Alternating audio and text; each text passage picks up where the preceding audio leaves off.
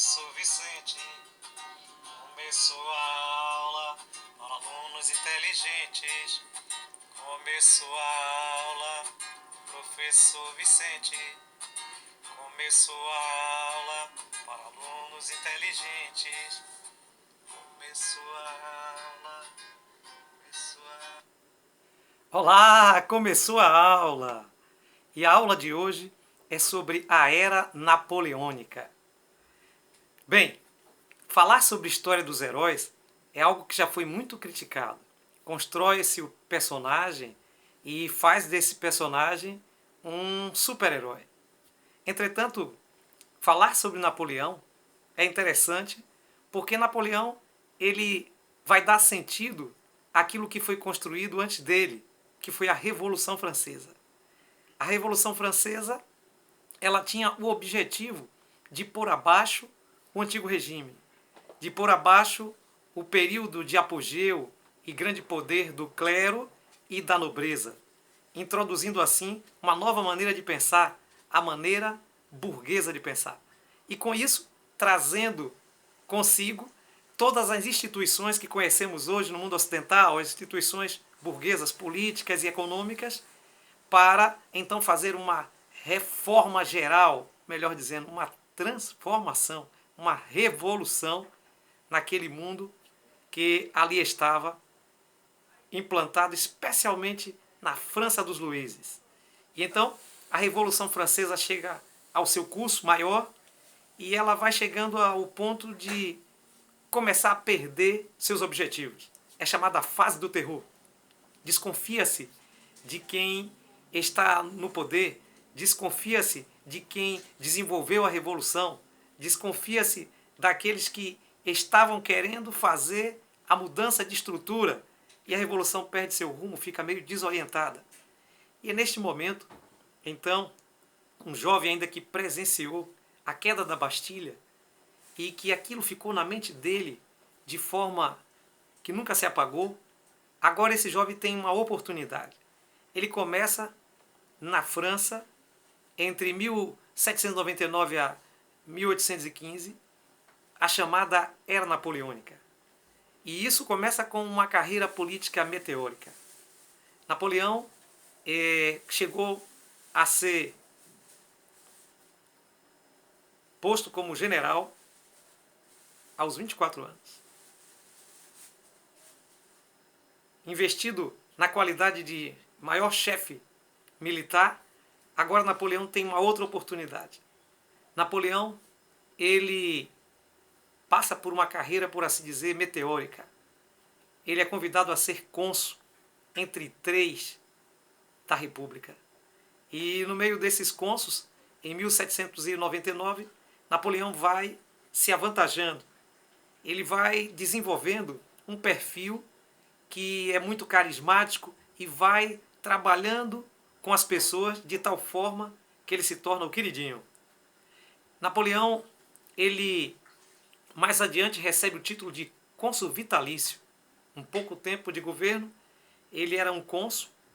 Um cônsul francês equivalia a um presidente da república, mas ele ganhou um cargo de cônsul vitalício, ele poderia ficar ali naquele cargo quanto tempo quisesse.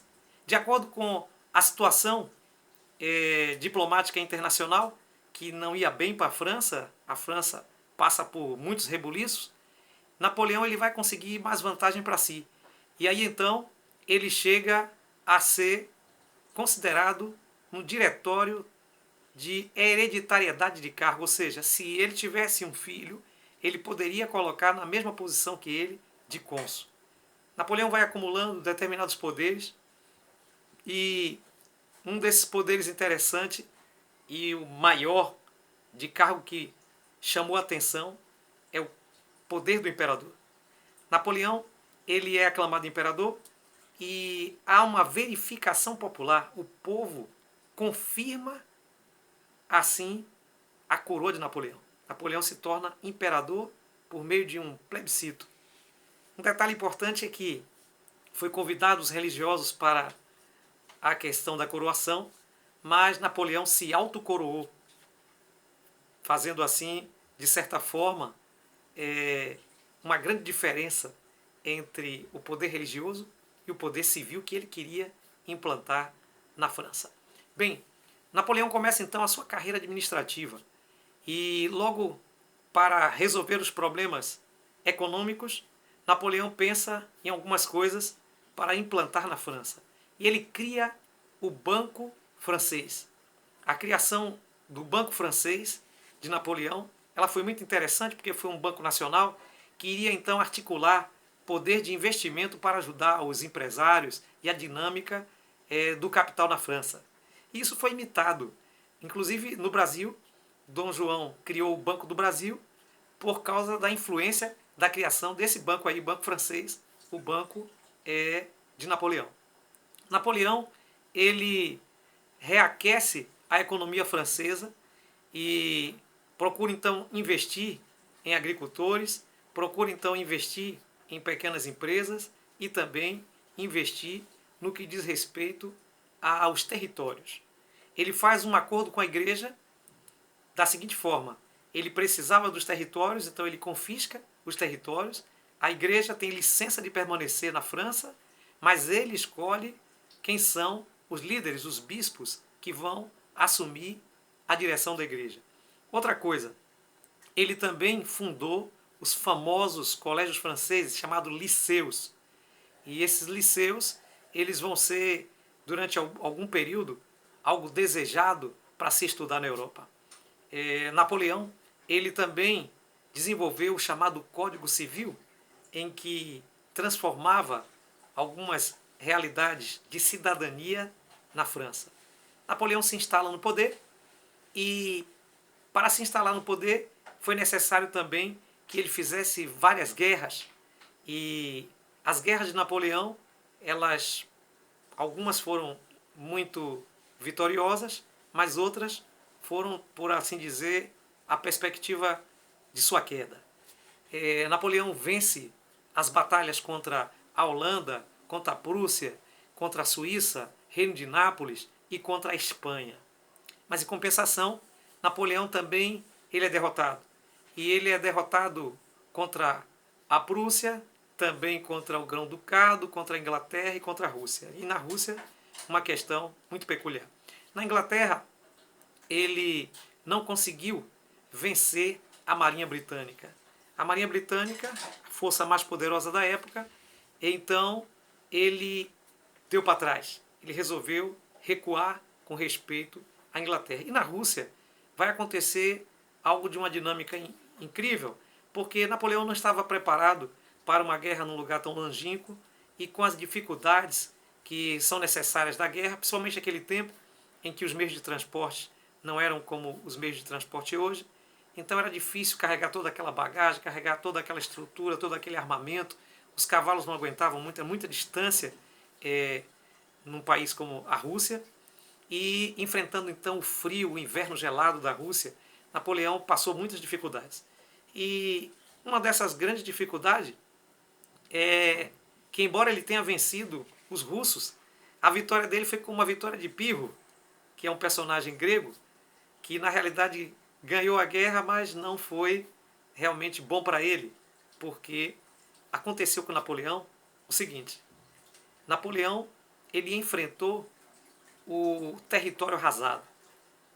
Era comum naquelas guerras daquele período que o exército vencedor vivesse do botim, do despojo, daquilo que pertencia ao exército derrotado.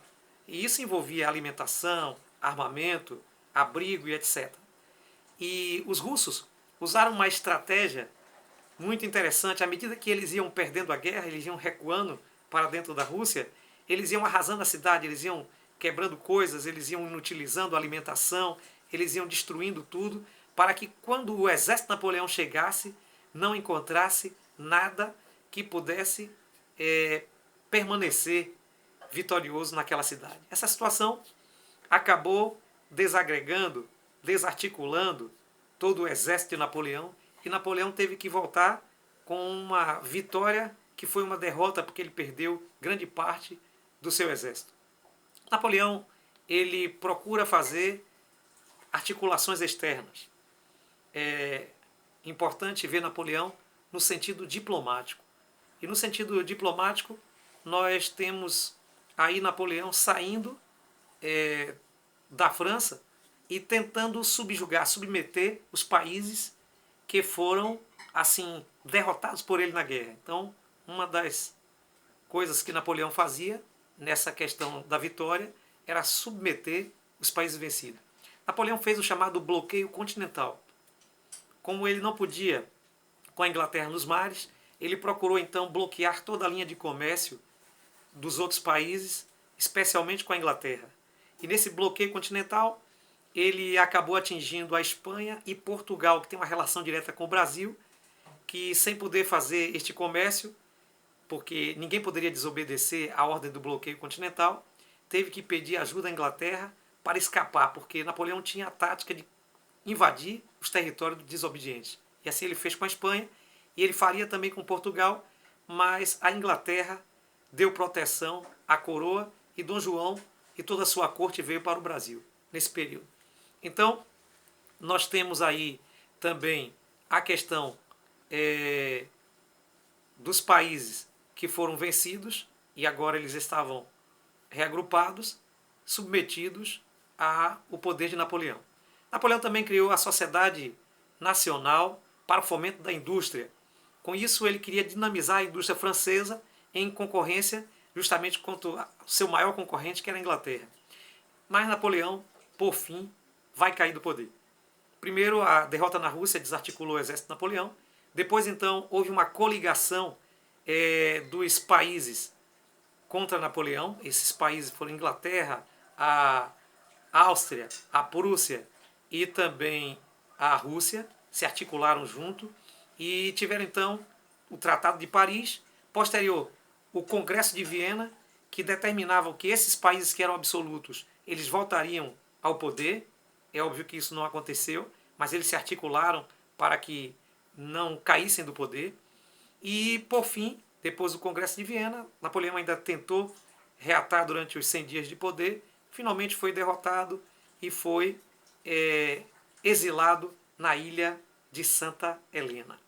Bem, essa é uma história de um homem que fez a diferença para os franceses, porque toda a tática de Napoleão foi importar o pensamento francês, o pensamento burguês, o pensamento da Revolução Francesa para a Europa e países adjacentes. E ele conseguiu. Mesmo sendo derrotado, mesmo a França não tendo mais o poder napoleônico, a Europa jamais foi a mesma e jamais conservou as ideias absolutistas que vieram a cair com o passar do tempo, e o legado napoleônico chegou da Europa até outros continentes e chegou até nós. Né? Essa é, na realidade, a história de um homem que marcou uma era de brilho, a era napoleônica. Até o nosso próximo encontro.